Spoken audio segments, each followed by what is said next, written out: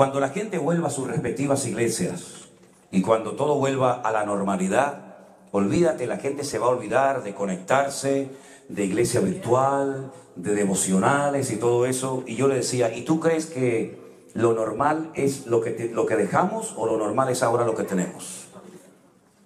Porque yo conocía muchísima gente que me decían antes de la pandemia que no tenían tiempo para leer la Biblia. Y en la pandemia esos mismos tuvieron mucho tiempo para estudiar y leer la Biblia. Y me decían, no tenemos tiempo para orar, ni para congregarnos, ni para dedicar un minuto a Dios. Sin embargo, durante el confinamiento tuvimos muchas horas y minutos y días y semanas enteras. Y fue ahí donde el Señor tocó muchas vidas.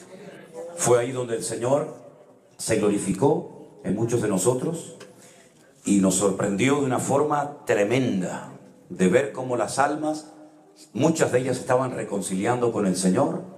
Otras personas aceptaron a Cristo en sus corazones por primera vez en su vida. Muchísimos católicos que jamás en la vida habían leído la Biblia ni sabían prácticamente nada del Señor, comenzaron a tener un encuentro, una experiencia personal con Él. Nos llamaban, como decían estos días, de todas partes, de esos cruceros enormes de turistas que no podían entrar a los puertos porque habían quedado cerrados los puertos y tenían prohibida la entrada, y nos llamaban los turistas, la tripulación desde alta mar, y nos decía, estamos viendo los cultos, estamos viendo el pastor online, estamos viendo los devocionales, y nosotros la verdad que nos sorprendía mucho todo aquello, porque nunca nos había pasado algo así, ¿verdad? No es que no estuviéramos sirviendo al Señor antes de la pandemia, yo llevaba ya muchísimos años sirviendo al Señor de muchas maneras, pero lo que el Señor nos enseñó en aquellos días, yo creo que nunca, hermanos, tenemos que olvidarlo. Creo que tenemos que tener memoria y recordar que el Señor nos guardó, el Señor fue fiel, el Señor nos usó y nos prosperó para su honra y gloria, y todavía queda mucho camino por recorrer.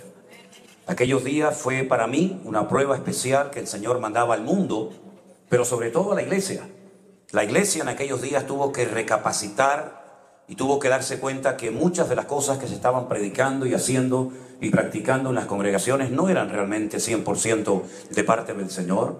A muchas personas, según nos contaban, se le caían las escamas de los ojos. Y se dieron cuenta de que muchas cosas que habían incluso hasta predicado, pues realmente ni tenían ni idea por qué las estaban predicando. Yo les decía a muchos pastores, ¿por qué predicas lo que predicas? ¿Por qué le dices a la gente que haga eso? ¿Dónde lo aprendiste? ¿Quién te lo enseñó? ¿Dónde lo viste? Y muchos de ellos hacían las cosas por repetición, porque a lo mejor otro las había hecho y le habían salido bien, ¿verdad? Pero yo les decía, nosotros todo lo que hacemos, todo lo que decimos, todo lo que creemos, tiene que ir en consonancia con la palabra de Dios. Hay cosas que se hacen en el mundo que funcionan, pero eso no significa de que tengan el aval y el respaldo de Dios.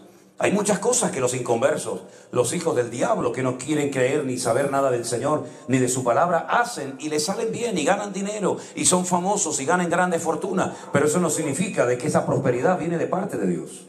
De hecho, para nosotros la prosperidad no es una meta. Nuestra meta es honrar y servir al Señor. Con prosperidad o sin prosperidad, con gente, poca gente, da igual. Nosotros no estamos en este mundo para agradar a la gente, ni siquiera estamos en este mundo para agradarnos y servirnos a nosotros mismos. El verdadero cristianismo no consiste en agradarme a mí mismo, en ser yo el centro de atención y que Dios tiene que girar en torno a mi vida, sino que el verdadero cristianismo, la verdadera enseñanza de Cristo es que Él tiene que ser el centro. Él tiene que ser el protagonista y nosotros girar en torno a Él y no Él girar en torno a nosotros. Yo me quedo muy sorprendido y me produce mucha tristeza a mi corazón cuando veo gente que ora y casi como que le dan órdenes a Dios. Le exigen a Dios. Incluso algunos hasta se han llegado a enfadar con Dios. Yo conozco gente, no mucha, pero conozco alguna gente que dice que están enfadados con Dios porque un día le pidieron a Dios algo y Dios no se los dio. Conozco a una persona en Israel que está enfadada con Dios y dice que dejó de creer en Dios porque su hijo murió. Y yo siempre he dicho que hay tres formas como Dios puede responder a nuestras oraciones: con un rotundo sí, con un rotundo no, o con un silencio. Y ahí tiene que entrar, ¿verdad?, la experiencia, el conocimiento de la Biblia para saber interpretar adecuadamente qué significa el hecho de que Dios haya guardado silencio. Pero a veces Dios dice no. Dios le dijo no a Pablo: no te voy a sanar.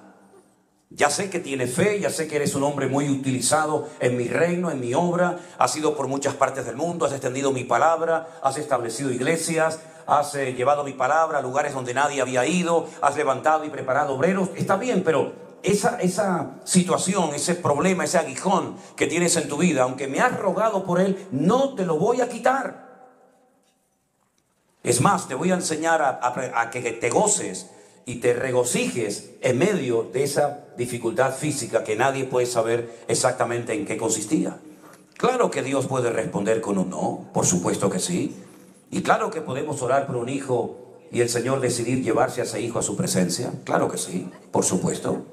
Y claro que podemos orar por un negocio y el Señor decir, no quiero que sigas con ese negocio, sino que te dediques a otra cosa y te cierra las puertas y probablemente te abra otro. Claro que sí. ¿O es que a Dios te tiene que pedir permiso a ti y a mí para hacer su voluntad y traer a nuestra vida lo que Él tiene para nosotros? Dios no tiene que pedirle permiso a usted, ni a mí, ni absolutamente a ninguno de nosotros. Nosotros tenemos que crecer y madurar para darnos cuenta de que, como hemos cantado, y espero que sea algo más que una simple canción, Él es el Rey de Reyes y el Señor de los Señores, y tenemos que obedecer a Él en todo, aunque no lo entienda, porque no siempre vamos a entender lo que está pasando. Yo les decía en estos días a los hermanos, perdonen que dedique unos minutos a esto, no quiero extenderme demasiado, pero cuando nos vino esta prueba tremenda a nosotros el año pasado, justamente en el mes de diciembre con nuestra hija pequeña, con Miriam, yo no estaba preparado ni como pastor, ni como padre para encajar esta prueba tremenda, donde veíamos que nuestra hija físicamente y mentalmente se iba deteriorando de una forma terrible.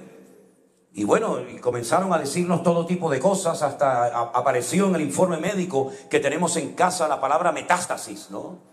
Y claro, no estábamos preparados para nada de esto. Pero en ningún momento nos quejamos, en ningún momento dijimos, ¿por qué? No, jamás, créanme, sinceramente les digo. Claro, sufrimos, lloramos, ¿verdad? Oramos, hicimos todo lo que sabíamos. Pero al final llegamos a la conclusión de que a veces hay momentos en la vida en los que uno no entiende nada, ni sabe qué hacer. Pero entonces es en esos momentos cuando nuestro Dios viene en nuestro auxilio. Y es justamente de esto de lo que yo quiero hablar en esta noche a todos ustedes. Porque a lo mejor hay alguien aquí, seguro, que se encuentra en una situación en la que estás pasando algo en tu familia, en tu matrimonio, en tu vida privada. Algo que dices, pero si yo soy creyente, ¿por qué me pasa esto a mí? Si yo no soy un mal creyente, yo te amo, yo leo tu palabra, yo me esfuerzo, yo creo en ti, ¿por qué me pasa a mí esto, Señor? Y después veo a inconversos que se ríen, que se mofan de ti, y parece como que todo les va bien en la vida. Y yo soy creyente y resulta que tengo este problema, tengo este aguijón, tengo esta aflicción, tengo esta prueba. Hermano, recuerden el personaje bíblico de Job. Un hombre justo, un hombre que no cometió ningún pecado, porque hay gente por ahí que dice, si te están yendo mal las cosas, es porque estás en pecado seguramente, o porque no tienes fe. Y eso no es verdad. No digo que no puedas estar en desorden, no digo que no sea un problema de falta de fe, pero a veces hay gente que tiene fe, que no andan en desorden, en desobediencia, sino en orden, alineados con el Señor, en santidad, y le pasan cosas tremendas. Y algunos dicen, pero a mí me enseñaron que cuando yo me convirtiera, todos mis problemas iban a desaparecer. Pues me deja que te diga algo, te engañaron. Porque eso no es verdad. Eso no es verdad. Es más, yo he tenido algunos problemas después de convertirme, que si no me hubiera convertido nunca los hubiera tenido. Y yo he recibido críticas e insultos como nunca en mi vida por querer hacer las cosas decentemente y con orden, que si no hubiera servido al Señor probablemente me los hubiera evitado. Pero no me interesa lo que digan los demás. Como esos hermanos que ayer estuvieron por aquí y me recordaron que el año pasado me trajeron una camiseta, y cuando yo la abrí digo, ¿y esto? Dice, esto es lo que tú continuamente estás diciendo, ¿verdad? A mí me da igual, a mí me da igual, a mí me da igual. Y nos trajeron una camiseta. Digo, pues mira qué original, a mí me da igual. A mí me da igual lo que diga la gente, si me aplauden, si ríen, si me critican, me da igual, porque yo no estoy aquí para agradar a usted, yo estoy aquí para agradar a mi Señor, sí o sí. Eso es lo que dice la palabra de Dios que tenemos que hacer. Claro, después recibes correo, este hombre no tiene amor, este hombre es muy duro, este hombre no tiene clemencia. Me da igual. Me da igual lo que usted me diga. Yo sé en quién he creído y sé lo que tengo que enseñar. Y no tengo ningún problema en empezar de cero o en dejar lo que tengo que hacer, porque yo mi identidad no me la da lo que hago, sino mi identidad me la da el Señor. ¿Te das cuenta? No tengo ningún problema en eso. Ahora déjeme que le diga algo. Quiero leer en primer lugar una porción de la Biblia muy bonita que se encuentra en Lucas, el capítulo 4. Me imagino que muchos de ustedes no habrán traído la Biblia, pero bueno, no hay problema. Seguro que se la saben de memoria. Por lo menos la porción que voy a leer, no toda la Biblia. ¿Qué más quisiera yo saberme de memoria toda la Biblia? Pero esta porción es muy conocida. Recientemente hemos estado en el lugar exacto donde el Señor Jesucristo pronunció estas palabras, en el hermoso pueblo de Nazaret, un pueblo montañoso, un pueblo muy bonito, donde hemos estado recientemente con algunos grupos que hemos llevado. Y dice que Él vino a Nazaret, donde se había criado, porque Jesús saben que nació en Belén de Judea, pero se crió en Nazaret. Y dice que llegó a Nazaret en el día de reposo. Y me hace mucha gracia porque hay algunas Biblias, incluido esta que tengo yo aquí, que a pie de página dice, aquí equivale a sábado. Hombre, aquí y en Roma y en Japón. El día de reposo es el sábado sí o sí. No hace falta que me ponga un asterisco con esta información, porque el día de reposo en la Biblia es el único día que tiene nombre. En la Biblia los días no son lunes, el culto a la luna, el martes, el culto al Marte, el miércoles a Mercurio, el jueves a Júpiter. No, eso viene de la mitología. En la Biblia los días son día primero, día segundo, día tercero, y el único día de la semana que tiene nombre es el día del Shabbat, el día del reposo. Shevet, descansa, no hagas nada, cesa toda actividad. Jesús entró en el día de reposo a la sinagoga, conforme a su costumbre, y se levantó a leer. Y se le dio el libro, más bien el rollo, el pergamino del profeta Isaías, y habiendo abierto el libro, halló el lugar en el que estaba escrito lo siguiente. Presten atención. El Espíritu del Señor está sobre mí, por cuanto me ha ungido para dar buenas nuevas a los pobres. Me ha enviado a sanar a los quebrantados de corazón, a pregonar libertad a los cautivos y vista a los ciegos, a poner en libertad a los oprimidos y a predicar el año agradable del Señor. Enrollando el libro, lo dio al ministro y se sentó, y los ojos de todos en la sinagoga estaban fijos en él. Y comenzó a decirles, hoy se ha cumplido esta escritura delante de vosotros. Este es el propósito principal por el que el Señor Jesucristo vino a este mundo hace 2000 años. No vino a traer una nueva religión. De hecho, Jesús no es representante de ninguna religión, ni siquiera del cristianismo. El Señor Jesucristo vino a lo que hemos leído en esta noche, a sanar a gente con heridas en su corazón, en su parte emocional, en su alma, si lo prefiere, a pregonar libertad a la gente que se encuentra cautiva, a libertar a los oprimidos, etcétera, etcétera. A esto vino el Señor Jesucristo. Durante 3 años recorrió todas las sinagogas de su país, sanando enfermos, echando fuera demonios, haciendo milagros que ningún profeta del Antiguo Testamento jamás había hecho. Pero sobre todas las cosas, Él vino para que el hombre volviera a tener la posibilidad de reconciliarse con ese Dios con el cual se peleó desde los días de Adán y Eva en el jardín del Edén. El hombre se desconectó de Dios. El hombre salió de la cobertura, del gobierno de Dios. Prefirió hacerle caso a las mentiras y a las propuestas que Satanás le presentaba. Desde ese momento el hombre quedó como una especie de barco, sin timón, a la deriva. Entraron una serie de rituales, las ceremonias de los sacrificios, de los holocaustos, etcétera, pero jamás el hombre volvió a recuperar en lo que llamamos Antiguo Testamento aquella comunión tremenda que llegó a tener en el principio Adán y Eva. Por eso tiene que volver el Señor Jesucristo o venir a este mundo por primera vez para enseñarle al hombre el verdadero camino, para volver a llevarlo al corazón del Creador y para que el hombre pueda recuperar en Cristo, que es el segundo Adán, como dice el apóstol Pablo en la carta a los Romanos, lo que el primer Adán perdió por su pecado y por su desobediencia. Pero para poder llegar el hombre otra vez a poder tener comunión con Dios, tiene que entrar en un proceso arduo y largo y costoso, que significa ser restaurado, ser renovado, ser libre de tantas ataduras y mentiras y tradiciones y cuentos y mitos que hemos creído a lo largo de la historia, ¿verdad? Es como ese polvo que se pega al pie del caminante y hay que lavarlo para quitarlo. El Señor Jesucristo nos enseña en su palabra que en los peores momentos de la vida del hombre es cuando Él hace acto de presencia. El Señor Jesucristo no vino en el mejor momento en la historia del pueblo de Israel. sino que vino en un momento en el que el imperio romano, que era un imperio terrible, esa gente la palabra amor, la palabra compasión, la palabra misericordia no la conocían, eran terribles.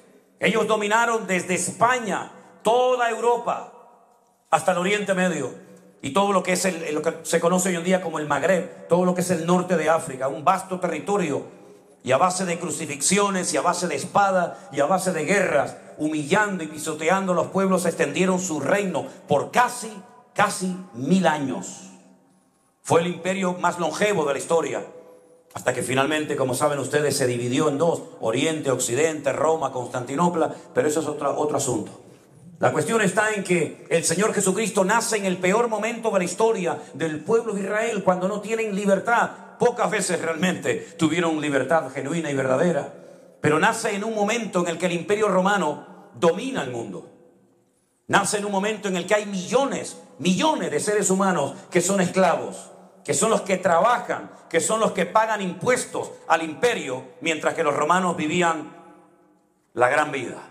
Ellos no pagaban impuestos, ellos solamente era disfrutar, beber, borracheras, orgías, viajes, etcétera, etcétera, y el mundo trabajando para ellos durante casi, repito, 1000 años. Y es en ese momento cuando viene el Señor Jesucristo.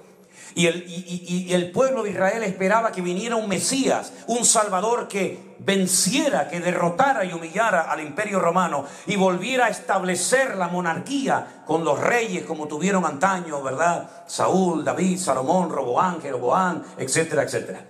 Pero el Señor Jesucristo dejó bien claro que Él no venía para romper un sistema, digamos, político de la época. El Señor no vino para romper el imperio romano. El Señor no vino para establecer una nueva religión. El Señor vino para romper ataduras de tipo espiritual que atan y esclavizan al ser humano, igual que las cadenas de hierro. Porque Él sabe perfectamente que hay gente que aparentemente están bien, pero por dentro están destruidos y son esclavos. Hemos visto muchos esclavos en estos días en las calles de Las Vegas. Esta mañana estuve también con un muchacho pidiendo dinero en una autopista. Y me acerqué a él y cuando le miré a la cara digo: estos son los esclavos del siglo XXI. Estos son los esclavos que, aunque viven en América, son más esclavos que los esclavos del siglo I bajo el imperio romano. Personas que destruyen su vida, personas que fueron niños hermosos y bebés preciosos, que aprendieron a decir papá y mamá cuando eran niños, pero muchachos que han ido deteriorando su vida y tú los ves totalmente destruidos en todos los áreas de su vida, espiritualmente, mentalmente, físicamente, y viven peor, créame, peor que animales.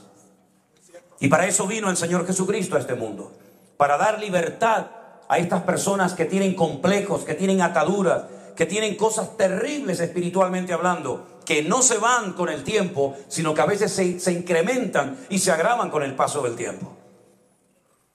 A un lado, cuando caminaba, veía esos casinos donde la gente viene a probar fortuna. Y a mano izquierda me paré en una casa que era espiritista y santera. Estuve a punto, créanme, estuve a punto de tocar a la puerta. No para que me leyera las cartas, ni mucho menos. Yo se las leería a ella. Le leería la carta de las cartas, el libro de los libros, que es la Biblia, la palabra de Dios. Pero no lo hice.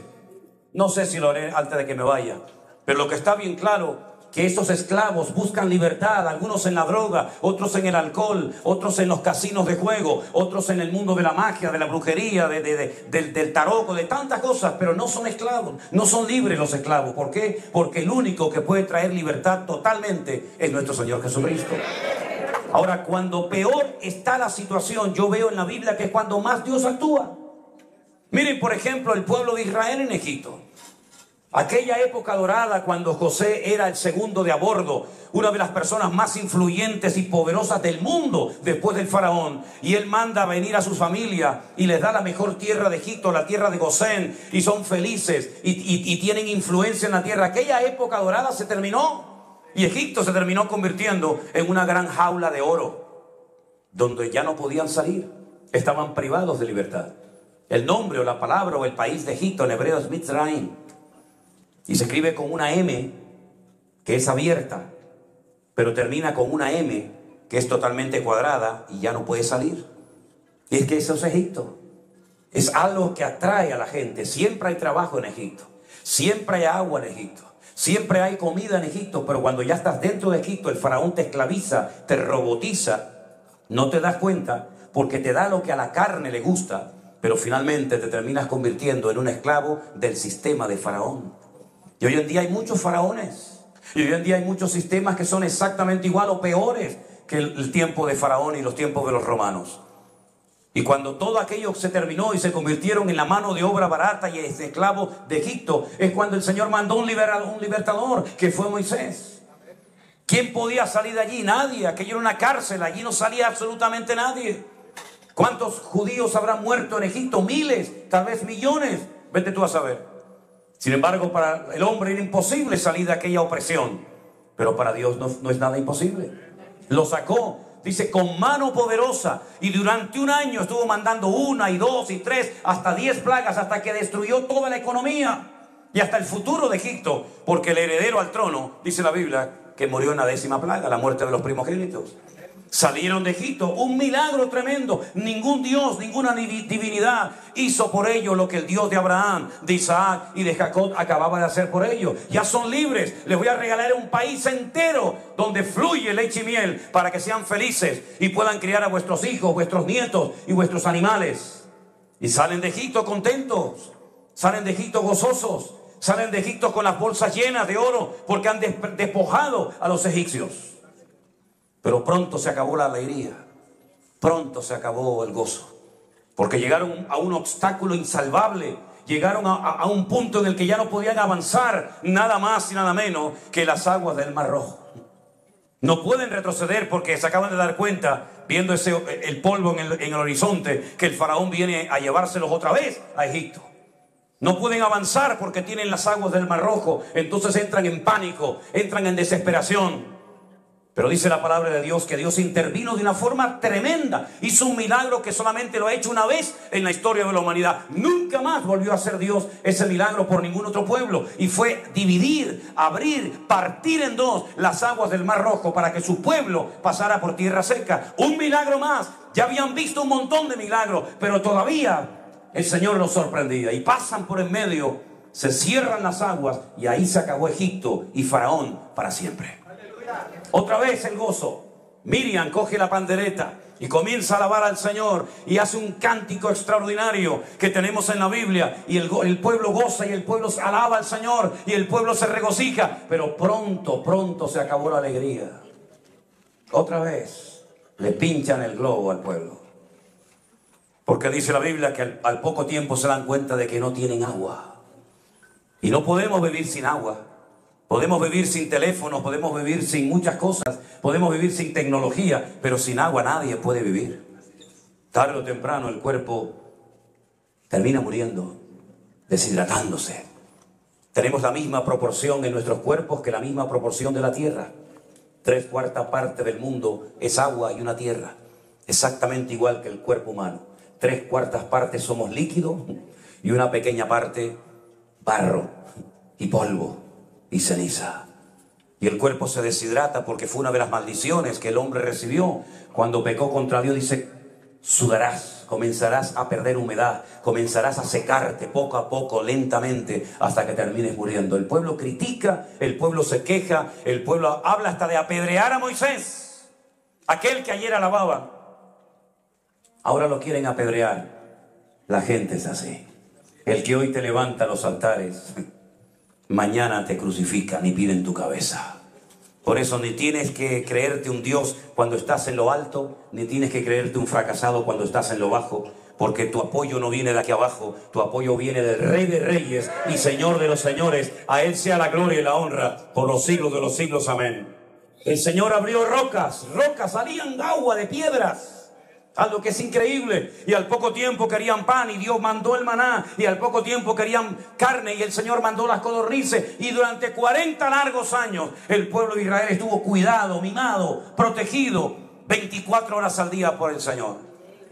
Ustedes saben que durante el día en el desierto hay un calor terrible. Y el Señor era como una sombra, como un paraguas gigante que cubría más de 2 millones de personas. Y estaban bajo esa sombra. Bajo la sombra del Altísimo se cobijaban. Pero por la noche el desierto se convierte en un lugar tremendamente frío. Y entonces había una columna de fuego que calentaba a toda la nación para que nadie muriera ni de calor ni de frío durante la noche. Ese es nuestro Dios. El Dios que cuando más difícil está la situación es cuando Él viene a nuestro favor a redimirnos, a salvarnos y a sorprendernos. Y podemos hacer un recorrido de horas, créame, de días. Podríamos estar aquí dentro semanas enteras, hablando de todas las veces que Dios intervino en la vida de un pueblo, en la vida de una familia o de una persona, cuando ya estaban con la soga al cuello, con el agua arriba, y el Señor venía y actuaba. Miren, por ejemplo, a Daniel en Babilonia. Lo lanzan dentro de un foso lleno de leones, seguramente hambrientos. Y dice la palabra de Dios que él no quiso dejar de orar. Y cuando el hombre ya había vencido y había derrotado al varón de Dios, el Señor vino y dice que le tapó la boca a los leones, y el hombre durmió toda la noche tranquilamente, a lo mejor acostado sobre la melena de algún león, que a mí me encantaría algún día dormir en la melena de un león, pero de momento no me animo. Y miren, por ejemplo, a los amigos de él en Babilonia, por negarse a postrar sus rodillas ante aquella estatua de oro que había levantado el rey Nabucodonosor, dice la Biblia que fueron arrojados vivos dentro de un horno de fuego. Y Nabucodonosor, antes de entrar, le dice: a ver qué Dios va a ser el que os libre de mi mano y del fuego. Y ellos le dijeron: nuestro Dios nos puede librar. Nuestro Dios nos puede librar de tu mano y del fuego, pero si no nos libra, tampoco nos vamos a postrar ante la imagen. Qué tremendo, ¿eh? Y el Señor vino, los ayudó, los salvó, los rescató. Y en vez de haber 3 dentro, había 4. El cuarto era, sin lugar a dudas, la presencia del Señor. Y cuando salen, dice que sus ropas ni siquiera olían a humo. Y Nabucodonosor se pone de rodillas y dice: decreto que adoren y honren y sirvan al Dios de Sadrach, Mesach y Abednego, porque no hay otro Dios que pueda salvar como el Dios de ellos. Bendito sea Dios. Ese es nuestro Dios. Y en el último momento, aquel padre dolorido y sin fuerza, pero con el puñal en alto, dispuesto a hundirlo sobre su amado hijo Isaac, el Señor le dice: alto, detente, no lo hagas. Y lo he dicho muchas veces y algunas personas se quedan sorprendidas. Isaac no era un niño pequeñito que lo llevas a la fuerza y lo amarra y lo pones sobre un altar, sino que era un hombre de 40 años. Pero él se sujetó a la voluntad del Padre, porque él entendía que ese día él iba a ser la víctima. Pero el Señor lo salvó en el último momento. Y le salvó la vida. Y murió un animal inocente en su lugar, ¿verdad? Y el Señor siempre viene en nuestro auxilio en los peores momentos, cuando ya no damos más, cuando ya decimos: Señor, me rindo. Y es que precisamente esa es la mejor situación para que Dios te sorprenda, cuando te rindes. Dice: ya no sé si hablarle, si callarme, si gritar, ya no sé qué hacer, Señor, me rindo. Y el Señor dice: ahí es el momento en el que yo te quería llevar a una rendición total y absoluta, para que no me estorbes, para que me dejes trabajar a mí, que lo voy a hacer 1000 veces mejor que tú, te lo puedo asegurar. Y por eso vemos a los discípulos también en el Nuevo Testamento, cuando están ya desesperados y muertos de miedo, en medio de la oscuridad, de la tormenta de la noche, de repente el Señor se aparece y le dice: no teman, yo estoy aquí con ustedes, no tengan miedo, no se preocupen, yo estoy aquí con ustedes. Ese es nuestro Dios, el Dios que siempre viene en nuestro auxilio, el Dios que para algunos dice que llega tarde, pero jamás el Señor llega tarde. Los judíos tienen una tradición que hasta el día de hoy la conservan. De hecho, si ustedes van conmigo, por ejemplo, al famoso cementerio del Monte de los Olivos, el que se conoce como el Valle de los Huesos Secos, uno de los cementerios más antiguos del mundo, ustedes van a ver que las tumbas de los judíos, las lápidas de los judíos, tienen como un cuadrado abierto, como una ventana, porque ellos creen que al tercer día, a las 72 horas, el alma del difunto sale por esa ventana y se va y no vuelve más hasta el día de la resurrección de los muertos en el final de los tiempos. Y cuando aquel muchacho que era amigo de Jesús, que el Señor lo amaba, está enfermo, que seguramente tenía que estar muy enfermo, porque si no sus hermanas nunca se hubieran atrevido a llamar y a molestar al maestro, porque sabían que era un hombre muy ocupado, cuando le mandan el mensaje le dice: el que amas está enfermo. ¿Qué le están diciendo? Ven pronto a sanarlo. Ven pronto mientras hay posibilidad de que nuestro hermano no muera. Pero cuando el Señor Jesucristo llega al cuarto día, cuando ya no hay ninguna posibilidad, cuando ya no hay nada que hacer para los hombres, pero no para Dios, la Biblia nos enseña que tanto la hermana mayor como la hermana menor, Marta y Lázaro, ofendidas, dolidas, desilusionadas con el maestro, las dos le dicen exactamente lo mismo al Señor: si hubieras estado aquí, nuestro hermano no habría muerto. En otras palabras, tú eres el culpable, porque yo hice lo que tú me enseñaste: buscarte, pedirte que vinieras, pero no viniste. Nos has fallado. Y hay gente, y puede ser que alguien esta noche diga: pues yo me siento identificado con esas mujeres, porque yo clamé a Dios y no me ha escuchado hasta el día de hoy. Y el Señor Jesucristo, cuando llega a la casa de Marta y de María, le dicen: tranquilas, chicas, no se preocupen. Quiero decirles que tienen delante de ustedes al que es la resurrección y la vida. Y el que cree en mí, aunque esté muerto, vivirá. Y entonces ellas, que son conocedoras de la Torá de Moisés y que saben las Sagradas Escrituras, le dicen al maestro: yo sé que mi hermano resucitará, pero no hoy, no ahora, sino en el día postrero. Hay creyentes que creen que van a salir volando rumbo a la Nueva Jerusalén y no creen que puedan pagar el recibo que le deben mañana Hermanos queridos, qué fe tan rara tienen algunas personas. Dijo el Señor: vamos al cementerio. Y parece como que lo están tratando de desanimar.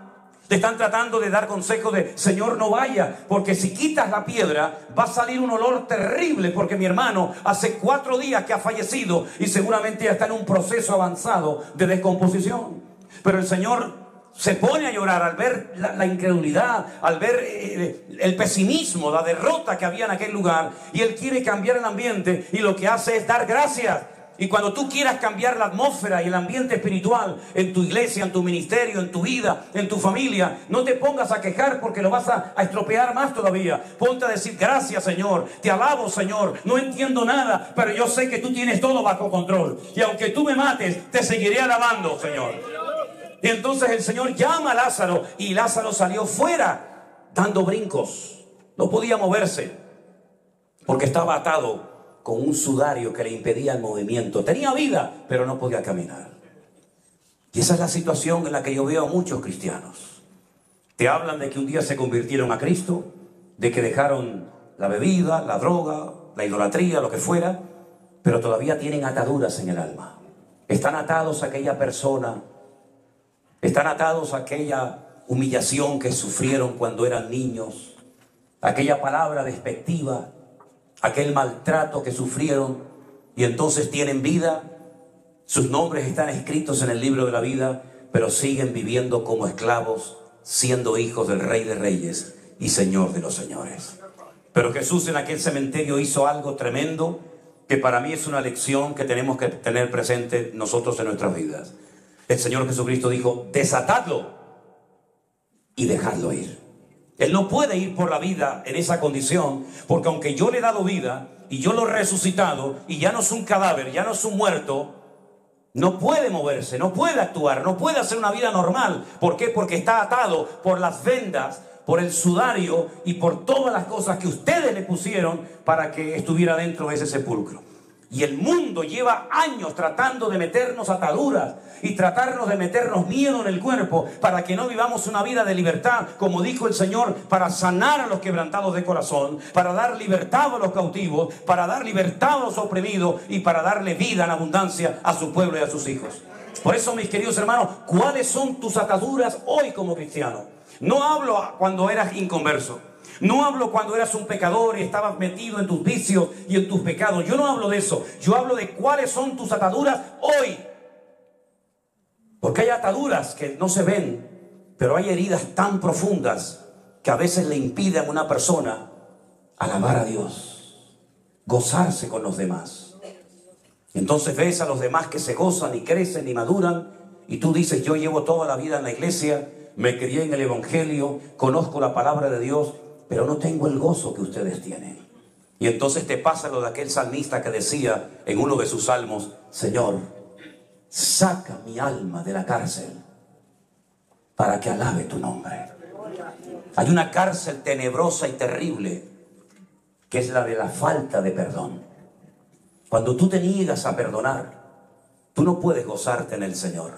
Porque una persona que no perdona, aunque tenga motivos para no perdonar, humanamente hablando, es una persona que es una esclava y no puede tener el gozo del Señor, porque es una persona amargada por algo que le hicieron, por algo que le dijeron tal vez hace años, por medio de una persona que a lo mejor hasta ya murió y no está hoy en día con vida, pero te dejó marcado para toda tu vida. Y hasta que tú no perdones, no digo olvidar, porque nosotros no tenemos la capacidad de olvidar una humillación o una palabra. Solamente Dios perdona y olvida. Nosotros podemos perdonar, pero olvidar no, porque mi mente todavía, gracias a Dios, funciona. Pero por lo menos perdonar para que no siga siendo un esclavo y esa herida cicatrice y la puedas enseñar como Jesús enseñó sus heridas y le dijo: mirad mis manos y mis pies. Él fue herido, Él fue maltratado, Él fue rechazado y humillado, pero Él cuando enseña heridas, no son heridas sangrantes, son heridas que tienen cicatrices, porque el hombre te hará daño, pero el Señor sana con su presencia las heridas de tu corazón y de tu alma. Bendito sea Dios. Así que perdona para que puedas ser totalmente libre. Hay personas que vienen marcadas a veces desde su más tierna infancia. Y esas son las ataduras que muchas veces impiden el crecimiento espiritual de la gente. Hemos conocido en estos casi 3 años que han pasado ya desde aquellos días del confinamiento de la pandemia, a muchas personas que dejaron de congregarse. Conocí en México una señora que hacía 20 años que no se congregaba. Hemos conocido a personas con 10, 15, 18, 20 años, y a una persona que llevaba 40 años sin congregarse. La conocí en el Monte de los Olivos en Jerusalén, porque se congregó de niña en una iglesia y le hicieron algo muy feo que la marcó como mujer por parte de alguien que tenía que haber sido un ejemplo para su vida, y también a su hija le hicieron algo terrible. Y durante 40 años no quiso saber nada de Dios, ni de Biblia, ni de iglesia, ni de pastores, ni de nadie. Estaba herida por alguien que había muerto hacía años, pero que la dejó marcada de por vida. Y subiendo el Monte de los Olivos, esta señora se me acerca, me escucha dar una explicación por allí y me dice: ¿me podría juntar a tu grupo? Y precisamente yo tenía una plaza libre y le dije: venga con nosotros. Viajó con nosotros, escuchó las explicaciones, vio el país, etcétera, etcétera. Y la última noche, los que han estado allí conmigo saben que tenemos una reunión no solamente de despedida, sino para tomar testimonios de cómo se han sentido, de cómo han vivido la experiencia de viajar por Israel. Y esta señora levantó la mano y dijo: 40 años de mi vida los he pasado fuera de Cristo, por cosas que me marcaron para toda mi vida. Pero quiero decirles que en este viaje yo me he reconciliado con el Señor y he vuelto a sentir el fuego del Señor Jesucristo en mi corazón, porque he perdonado, y la persona que perdona no es un esclavo, sino es una persona libre que puede caminar todos los días de su vida de gloria en gloria, de victoria en victoria y de bendición en bendición en el nombre del Señor. Así que hágalo lo antes posible. Y así podríamos enumerar muchas cosas que atan y esclavizan la vida de las personas. Pero sobre todas las cosas, lo que quiero que se queden en esta noche es que prácticamente es como un patrón que se repite continuamente de generación en generación. En los momentos más duros, más difíciles, donde ya humanamente hablando no hay posibilidad alguna de esperanza, es cuando Dios siempre viene, actúa y le da la vuelta a la tortilla y deja a todos con la boca abierta. Cuando el Señor le dice a Abraham que va a ser padre de multitudes, pero tiene una mujer estéril. ¿Y cómo se va a cumplir la promesa? Por una parte me das una esperanza, una promesa de futuro tremenda. Me sacas de mi tienda de campaña para que cuente las estrellas de los cielos, porque dice que así será mi descendencia. Me hace contar el polvito del desierto, pero no puedo ser padre porque mi esposa es una mujer ya muy avanzada en edad y encima es estéril, tiene cerrada su matriz. Y es entonces cuando comienzan a idear un plan B. Con Dios no hay plan B, con Dios hay un plan y punto. No lo estropees ni intentes ayudar a Dios, porque lo que vas a hacer es estropear el verdadero propósito de Dios para tu vida. Finalmente el Señor abre la matriz de esta mujer y se cumple la promesa. Por eso no es demasiado tarde para Dios.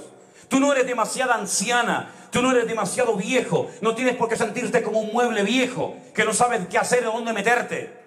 Porque mientras haya latido en tu corazón y mientras haya vida y corra la sangre por tus venas, eso quiere decir de que tienes vida. Y lo más importante de la vida es la vida. Y si Dios todavía te mantiene con vida, es porque cuenta contigo, porque te ama y porque todavía hay muchas cosas que el Señor puede hacer a través de tu vida. Mira, por ejemplo, a Juan en la isla de Patmos, un anciano con más de 100 años. Lo han querido matar, no han podido. Dios lo ha guardado, Dios lo ha protegido de una manera extraordinaria. Lo mandan a la isla de Patmos al viejo para que se muera de hambre, de frío, de sed o de algo. Y en medio de esa desesperación, humanamente hablando, se le presenta el Señor, le dice: Juan, no temas, tú tranquilo. Yo soy el primero y el último. El que estuve muerto, mas he aquí que vivo por los siglos de los siglos. Ponte a escribir y mándale este mensaje a las 7 iglesias de Asia Menor. Y les da unas revelaciones, y les da unos sueños, y les da unas palabras proféticas que hasta el día de hoy a los teólogos los tiene con la boca abierta. Nunca es demasiado tarde. Y si te preguntas en esta noche, y en mi caso, pastor, y en mi caso con mi familia, con mi hijo, con mi marido, en mi caso, ¿cómo será? Bueno, permíteme decirte que esa palabra, ¿cómo? Alguien le hizo esa misma pregunta al Señor Jesucristo. Lo que me estás contando es muy grande. Me estás animando mucho con lo que me estás diciendo. Pero mi pregunta es, ¿cómo se va a producir este milagro en mi vida? ¿Cómo? Y aquel ser angelical le dijo: lo que es imposible para los hombres es posible para Dios. Porque el Espíritu Santo hará sombra y te cubrirá. Y el santo ser que viene de tus entrañas será llamado Jesús, Salvador. El Señor Dios le dará el trono de David su padre y reinará sobre la casa de Jacob para siempre, y su reino no tendrá fin. ¿Cómo? Dios lo hará. No sé cómo Dios lo va a hacer, pero que Dios lo va a hacer, no tengo la menor duda. No importa cuál es tu problema, no importa cuál es tu necesidad, no importa los años que llevas con esa carga, con esa herida en lo más profundo de tu alma. Yo solamente te digo que cuando clamamos al Señor con intensidad y con seriedad, el Señor tiene muchas sorpresas en nuestra vida que todavía no hemos visto. Y permíteme ponerte un ejemplo de cuando estuvimos el año pasado en un colegio. Tengo fotografías por si las queréis ver en cualquier momento. Nos llevaron a un colegio en una zona muy conflictiva allí en Colombia, en la localidad de Tierra Alta, donde trabaja una hermana en ese colegio como profesora. Cuando nos llevaron, Armando estaba allí, lo puede decir, cuando nos llevaron a aquel patio enorme con unas gradas llenas de centenares de jóvenes, yo decía: se van a estar riendo, se van a estar burlando cuando estemos predicando la palabra. Hermanos, no se movía ni una mosca en aquel lugar. Fue algo impresionante. Yo estaba temblando por dentro porque decía: Dios mío, esto es un milagro. Que estos jóvenes, con el pasado y con la vida que llevan, estén tan silencio como petrificados, pegados a sus bancas escuchando la palabra. Cuando después muchos de ellos, muchísimos de ellos se pusieron en pie para recibir al Señor y para que oráramos por ellos. Nunca me olvidaré una jovencita que con su uniforme se me acercó llorando. Comenzó a contarme sus tragedias, pero sobre todas las cosas lo que me dijo, dice: pastor, nuestra hermana ha desaparecido. Mi hermana se ha ido de casa y no sabemos absolutamente nada de ella. No sabemos dónde está, si está viva, si está muerta, si la han secuestrado, si la han matado. No sabemos nada de ella. Y le dije: tú hoy has aceptado, tú hoy has recibido al Señor Jesucristo en tu corazón. Luego Él ya está dentro de ti, Él ya te va a escuchar exactamente igual que a mí o a cualquier hijo tuyo de Dios. Por lo tanto, lo que tienes que hacer es, cuando llegues a casa, entras en tu habitación, te pones de rodillas y oras y clamas al Señor con toda tu fuerza para que aparezca tu hermana. Y ahí quedó la conversación. Esa misma noche teníamos en nuestra iglesia allí culto. Y yo estaba en la puerta recibiendo a la gente. Y entonces veo que esta niña viene, muy bien arregladita, con una señora, y me dice: vengo esta noche al culto, a la iglesia, con mi mamá. Qué bueno, gloria a Dios. La saludé, le di la bienvenida y la niña empieza a llorar. Y me dice, pastor, cuando llegué a mi casa hice lo que usted me dijo. Me puse de rodillas, me puse a orar pidiendo por la vida de mi hermana, que hacía meses, mucho tiempo, que no sabíamos nada de ella. ¿Y sabe lo que pasó? Apareció por nuestra casa después de un montón de tiempo. Y le dije, ese es nuestro Dios. El Dios que dice, pide y recibe. Busca y halla. Llama y se te abrirá. Ese es nuestro Dios. Denle un fuerte aplauso a Él en esta noche, mi querido hermano. Dios nunca te va a defraudar. Nunca, jamás el Señor hará oídos sordos a tu oración, porque dice la Biblia que Él tiene oídos y oye, tiene boca y habla, y tiene ojos y nos observa. No ponga su mirada en mí. Yo soy exactamente igual que cualquiera de ustedes. No ponga su confianza en ningún pastor. No idolatren a la gente. No estén mirando a la gente como si fuera algo especial. No, no, no. Yo no soy nada especial. Me puse el uniforme esta noche, pero estoy deseando quitarme todo esto. Yo no he visto así habitualmente, pero bueno, digo, voy a ponerme un poquito decente. Pero no pongan su mirada en nosotros. Por favor, no los echen a perder ustedes. Pongan su mirada y su confianza en el Señor. Él nunca te va a defraudar. Cierra tus ojos ahí donde estás. Por favor, hermana, amigo, cierre sus ojos en este momento y presente sus problemas al Señor. Sus necesidades, sus hijos, su matrimonio, tal vez en crisis. Tal vez desapareció el amor hace mucho tiempo. Tal vez ya lo da por perdido. Pero tenemos un Dios de milagros, se lo recuerdo, Tenemos un Dios que no ha cambiado, que es el mismo ayer, hoy y por los siglos. Tenemos un Dios que todavía tiene la capacidad de sorprendernos y de mostrarnos su gloria y su poder. No te deprimas ni te quejes pensando que tu problema es tan grande que ya Dios se ha olvidado de ti. No, eso es mentira. Son mentiras del diablo que te quiere meter en la cabeza, haciéndote creer que ese hijo nunca va a volver, que ese problema nunca se va a solucionar, esa puerta nunca se va a abrir. No digas eso. La última palabra, quien la tiene siempre es nuestro Dios.